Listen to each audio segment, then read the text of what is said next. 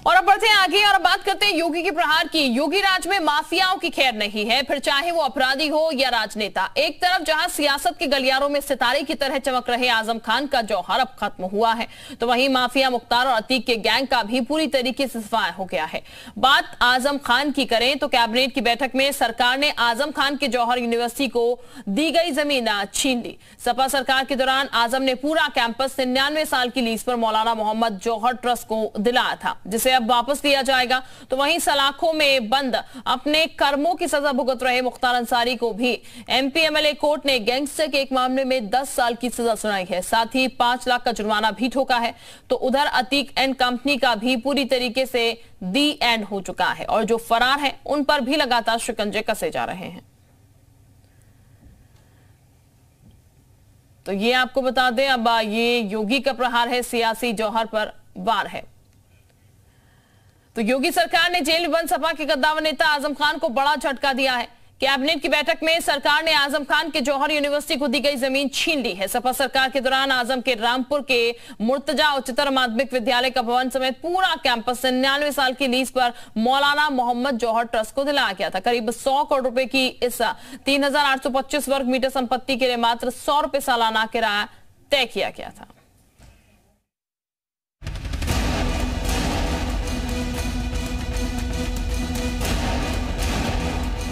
सपा नेता आजम खान की मुश्किलें कम नहीं हो रही हैं। हाल ही में बेटे अब्दुल्ला के फर्जी बर्थ सर्टिफिकेट मामले में 7 साल की सजा सुनाई गई थी। अब सपा नेता को एक और झटका लगा है। योगी सरकार ने आजम खान के जौहर ट्रस्ट की जमीन को वापस लेने का फैसला किया है। मंगलवार को लोक भवन में हुई योगी कैबिनेट की बैठक में इस पर फैसला लिया गया। ये जब इनको आवंटित की गई थी तो इन्होंने शर्तों का उल्लंघन किया और खास तौर से इसमें ली इसलिए गई थी कि विश्वविद्यालय का एक्सपेंशन करना है, विश्वविद्यालय बनाना है, लेकिन उसमें राजनीतिक दल का कार्यालय बन गया, इसलिए वो भूमि आज वापस दी जा रही है। सपा सरकार के कार्यकाल में आजम खान के जौहर ट्रस्ट को माध्यमिक शिक्षा विभाग की ओर से 41,181 वर्ग फीट जमीन महज 100 रुपए सालाना किराए पर दी गई थी। आरोप ये है कि इस जमीन को देने के लिए नियमों को ताक पर रख दिया गया। आजम खान के ट्रस्ट को ये जमीन 30 साल के लिए दी गई थी। पहले इस जमीन पर जिला विद्यालय निरीक्षक और जिला बेसिक शिक्षा अधिकारी का कार्यालय था। अब इस जमीन को माध्यमिक शिक्षा परिषद वापस लेने की तैयारी कर रहा है। देखिए, लड़ाई कोई भी हो, अगर मजबूती के साथ लड़ी जाए तो हमेशा उसमें जीत होती है। ये जो मामला है ये 90 के आसपास का मामला है। आजम ने एक रामपुर में मुर्तजा स्कूल के नाम से स्कूल हुआ करता था, जिसमें लगभग 4000 बच्चे पढ़ते थे। वहीं जिला बेसिक शिक्षा अधिकारी का ऑफिस था, जिला विद्यालय निरीक्षक का ऑफिस था। आजम की इस ज़मीन पर नज़र काफ़ी सालों से थी। उस सारी ज़मीन को आजम ने पहले सिटी मजिस्ट्रेट के माध्यम से पहले अपने जौहर ट्रस्ट के नाम आवंटित करवाया और आवंटित करवाने के बाद समाजवादी पार्टी की सरकार बनने पर उस लीज को ट्रांसफर करवाते हुए रामपुर पब्लिक स्कूल के नाम पर वो लीज करवाई। वहीं सपा योगी सरकार के इस फैसले को बदले की कार्रवाई बता रही है और बीजेपी सरकार पर निशाना साध रही है। ऐसी घटनाएं होंगी, स्वाभाविक है। मोहम्मद आजम खान साहब को क्यों इतनी परेशानी है? क्योंकि दूसरे प्रदेश से बुलाया गया अधिकारी, उसने पूरा साजिश कर करके उन्हें इस तरह की कार्रवाई करवाई है। तो जब पुलिस से आप पॉलिटिकल काम लोगे तो क्या उम्मीद करोगे आप कि आपका लॉ एंड ऑर्डर बेहतर होगा? इस फैसले के तहत अब आजम खान के ऑफिस के साथ रामपुर पब्लिक स्कूल की जमीन को भी खाली कराया जाएगा। ये बता दें, बीजेपी विधायक आकाश सक्सेना ने ये मुद्दा उठाया था। इसमें विधायक ने आरोप लगाया था कि आजम ने लीज की शर्तों का उल्लंघन किया। अब लीज निरस्त होने के बाद सरकार जल्द ही इसे अपने कब्जे में ले लेगी। ब्यूरो रिपोर्ट, जी मीडिया। तो फिलहाल जौहर यूनिवर्सिटी की ये जो जमीन है वापस ली जा रही है, क्योंकि ये 100 रुपए सालाना लीज पर तय की गई थी, लेकिन अब इसे वापस लिया जा रहा है। फैसला हुआ है कैबिनेट में कल। और हमारे साथ 2 सहयोगी इस वक्त जुड़ चुके हैं। हमारे साथ मोहम्मद गुफरान जुड़ चुके हैं, साथ ही साथ हमारे साथ इस वक्त हमारे साथ जुड़ चुके हैं, माफ कीजिएगा सैयद आमिर इस वक्त रामपुर से हमारे साथ जुड़े हुए हैं। विशाल का हम सबसे पहले रुक कर लेते हैं। विशाल, क्योंकि ये पूरा प्रकरण चल रहा था और आजम खान की अगर बात की जाए तो आजम खान एक बार फिर सलाखों के पीछे उनका परिवार हुआ और लगातार ये कहा जा रहा है कि उन पर जुल्म ढाया जा रहा है, जैसा कि आजम खान भी कह रहे हैं, लेकिन अब ये जमीन भी वापस ली जा रही है। क्या कुछ कहा जा रहा है जमीन को लेकर? देखिए, जिस तरह से सपा सरकार में अनियमितताएं की गई थी और एक ही ट्रस्ट को बकायदा जमीन के लिए जो तमाम नियम थे वो बदल दिए गए थे, मात्र 100 रुपए में 100 साल के लिए जो है देने की बात कह दी गई लीज पर। इसके साथ साथ जो तमाम तरह के जो एग्रीमेंट्स थे उनमें जो नियम होते हैं उनको दरकिनार किया गया। आकाश सक्सेना ने इस पूरे मामले को लेकर शिकायत दर्ज कराई थी और उसके बाद लगातार इस पूरे मामले को लेकर इस पूरे मामले में वो पैरवी करते रहे। लेकिन ये जो मामला है ये आपको बता दें कि लगातार इसमें बसपा सरकार जब थी तब भी इस पर चर्चा होती थी, लेकिन इस पर कोई एक्शन नहीं लिया गया। सपा सरकार आई तो लगातार जो है इसमें सुविधाएं दी गई, यहाँ तक कि हम सबको याद है कि जब जौहर विश्वविद्यालय का जब पूरा इनॉग्रेशन था तो किस तरह से वहाँ पर पूरा कार्यक्रम किया गया था, यहाँ तक कि जो है बग्गी मंगवाई गई थी, मुलायम सिंह यादव का बड़ा सा जन्मदिन मनाया गया था। तो इस तरह की तमाम चीज़ें जो है हमने उस ट्रस्ट में, उस विश्वविद्यालय में देखी हैं। तो ऐसे में ये कहा जाए शिक्षा के मंदिर को सीधे तौर पर एक सियासत का अखाड़ा बना दिया गया था, उसमें तमाम तरह की अनियमितताएं की गई थी। इसके साथ साथ व्यक्तिगत लाभ के लिए इस तरह के नियमों को जो है बदलाव किए गए थे। क्या सरकार, क्या प्रशासन, हर कोई जो है नतमस्तक था इन नियमों में। ऐसे में अब यूपी की योगी सरकार ने बाकायदा कैबिनेट बैठक में इसका प्रस्ताव ला दिया। अब प्रस्ताव लाने के बाद जमीन जो वापसी की जो प्रक्रिया है वो शुरू हो जाएगी और एक दो दिन में आदेश जो है मिलते ही ये पूरी प्रक्रिया जो है वो उसका स्थानांतरण कर दी जाएगी और एक बेहतर भविष्य के लिए भी जो है बच्चों के लिए इस तरह की चीजें उठाई जाएंगी कदम की, जिससे इस जमीन का जो फायदा है वो बच्चों को मिल सके। ये भी कहा जा रहा है कि जो रजा लाइब्रेरी है उसको भी जमीन दी जा सकती है, इस तरह के भी चर्चे हैं। तो ये फिलहाल ये देखना होगा इस्तेमाल कैसे होता है जमीन का, लेकिन फिलहाल तो जमीन जो है आजम खान से निकल चुकी है। हमारे साथ सैयद आमिर भी इस वक्त रामपुर से बने हैं, सैयद आमिर का भी हम रुक कर लेते हैं। सैयद आमिर, चूंकि एक तरफ आजम खान के चाहने वाले ये कहते हुए नजर आते हैं कि जौहर यूनिवर्सिटी जो है उसने लोगों को शिक्षा दी है और एक अच्छे मकसद से उसको खड़ा किया गया था, लेकिन जानबूझकर उन पर ये आरोप लगाए गए और अब अगर बात की जाए यहाँ पर तो अब उनसे ये छिन रही है। ये लोगों की यहाँ पर क्या प्रतिक्रियाएं सामने निकल के आ रही, जरा वो भी जानेगा।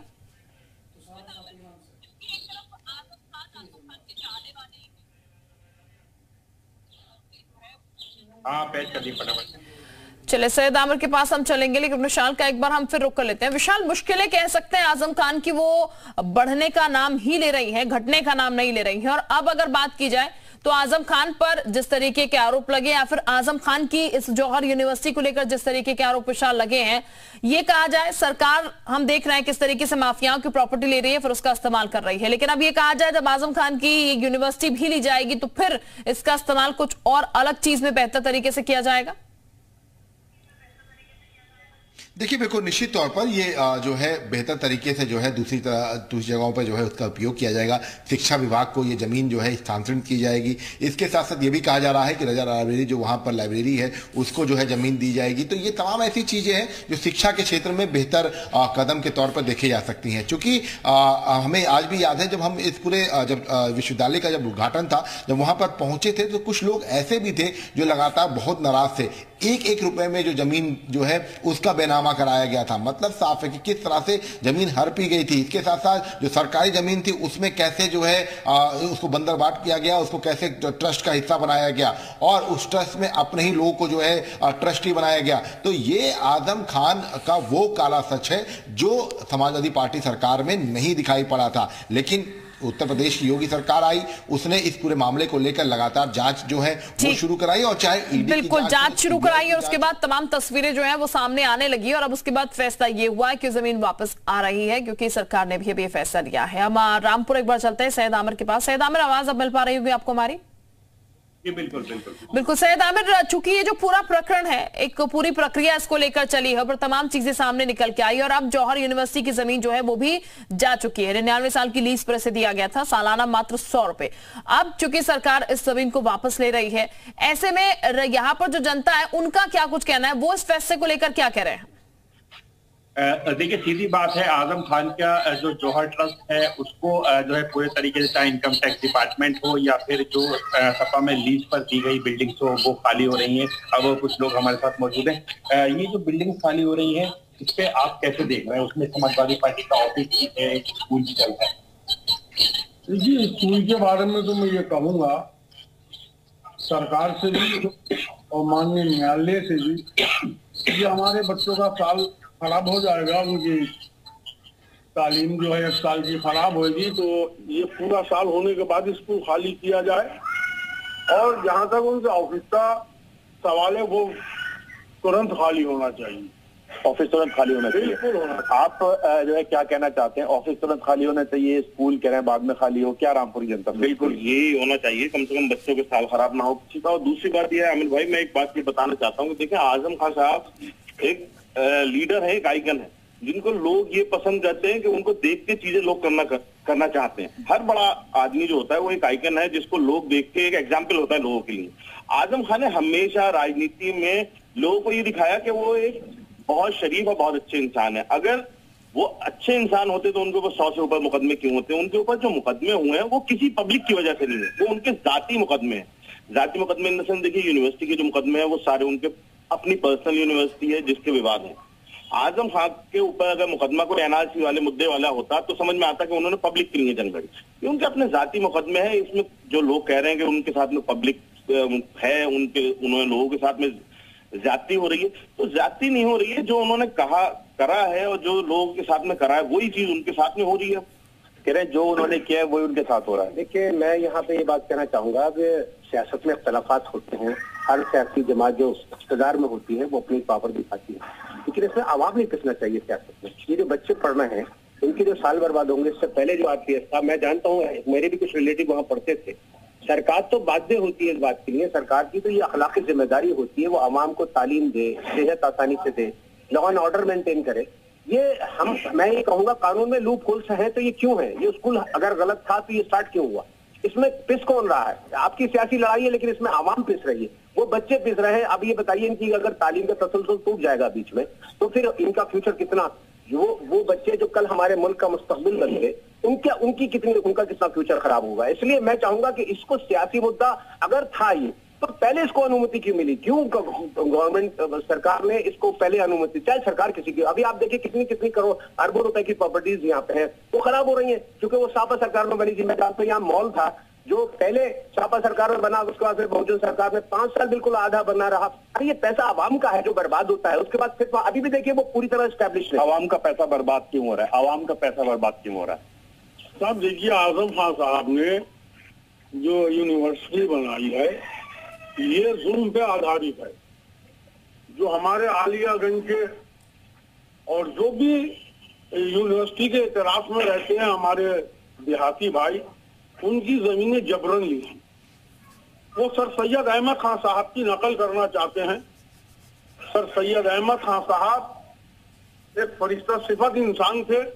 उन्होंने ना तो किसी की जमीन जबरन ली, उन्होंने डोनेशन लिया, गरीबों से अमीरों से चंदा मांगा और आज उसे 100 कुछ साल हो गए और उसमें डॉक्टर और इंजीनियर बिल्कुल हर तरह के हमारे ये तमाम आरोप हैं। हमारे साथ वरिष्ठ पत्रकार भी इस वक्त जुड़ चुके हैं, सर्वेश सिंह जी चर्चा में। बहुत स्वागत सर आपका जी उत्तर प्रदेश उत्तराखंड पर। सर्वेश जी आई थिंक म्यूट है आपका फोन, उससे सर ऑन कर लीजिए।